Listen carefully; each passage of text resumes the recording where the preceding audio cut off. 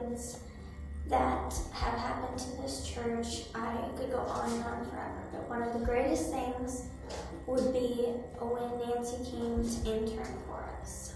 At first, I wasn't exactly sure what she was really here for, but the more you get to know her, the more you realize that she is so passionate about what she does, and everything she does, she puts herself into. She gives it her all, and she gives it her best, and she usually just gets it right on. She's a pretty remarkable person. I've gotten the chance to spend a lot of time with her, and I cherish every moment because she is a great person to get to know, and she is worth getting to know. It's pretty amazing what somebody can do to change a person. I know that talking to her has changed how I feel about my faith and about what I believe. It has changed what I feel about my church.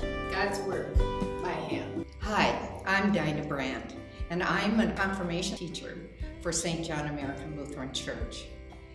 How did that happen? I was asked to be a teacher, and I said yes. And I'm very happy that I did this. I found that at our church, the confirmation classes are divided beautifully, and the program planning is excellent. The pastoral staff do a wonderful job. The messages from the Old Testament that we studied last year were wonderfully discussed. There were skits and there were playlets.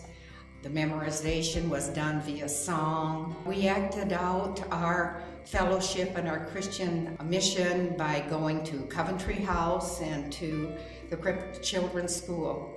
All wonderful opportunities for the youth.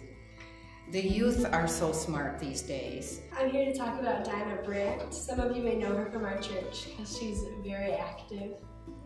And in her stage in our life, I think it's very important that she's there. She's so kind, and her attitude toward everybody is just amazing, especially children.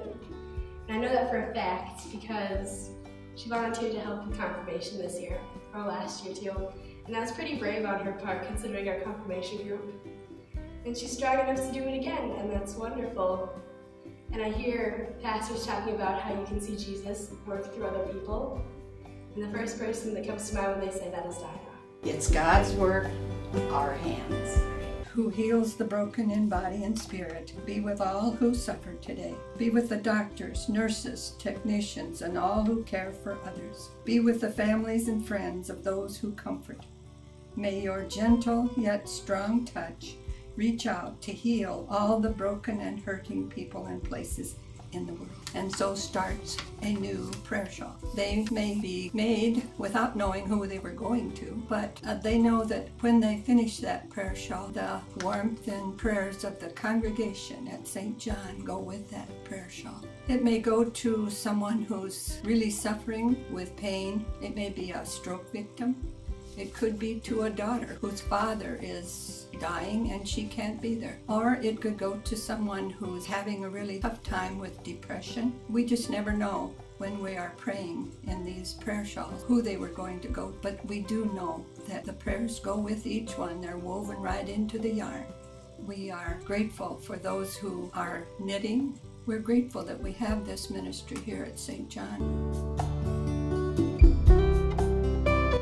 God's work, our hands.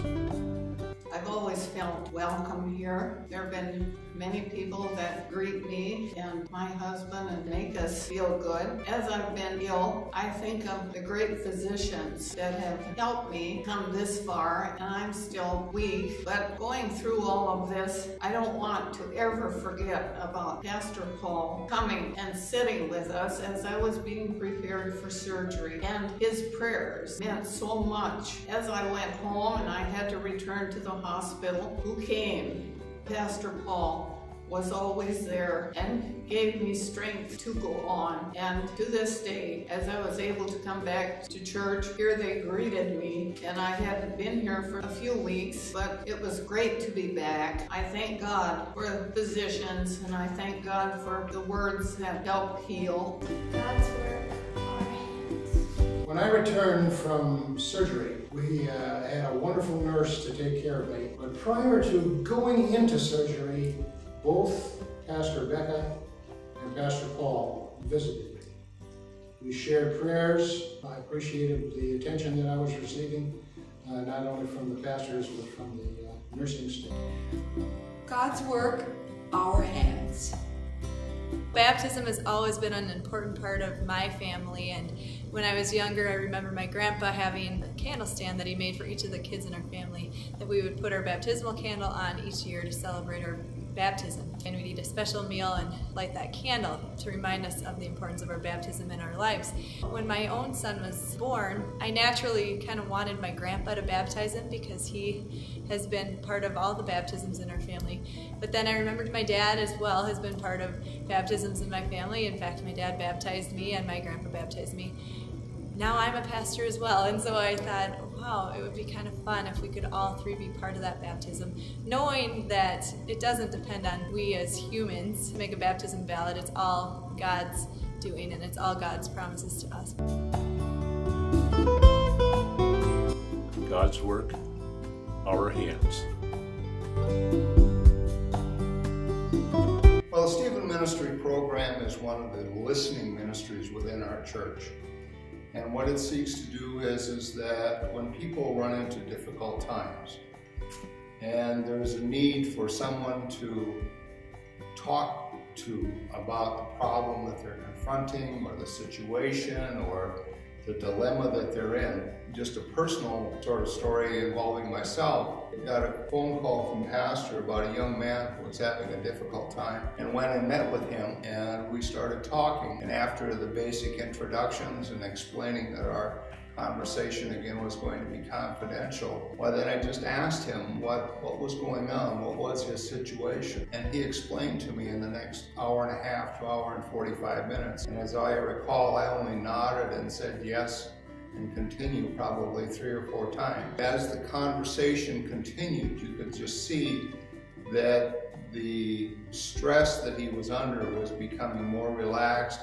His speech was less guarded, became very, I guess you would say, softer spoken during the course of that conversation. And the thing is that often happens because people are carrying such heavy loads. And so what we're there to do is to try and seek to understand what their situation is. It's not our role as Stephen ministers to take and solve the problem.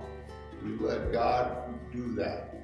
But in a lot of cases, what happens is that by being there as a sounding board, the people that we're talking to will actually come up with the solution that best fits them and their needs.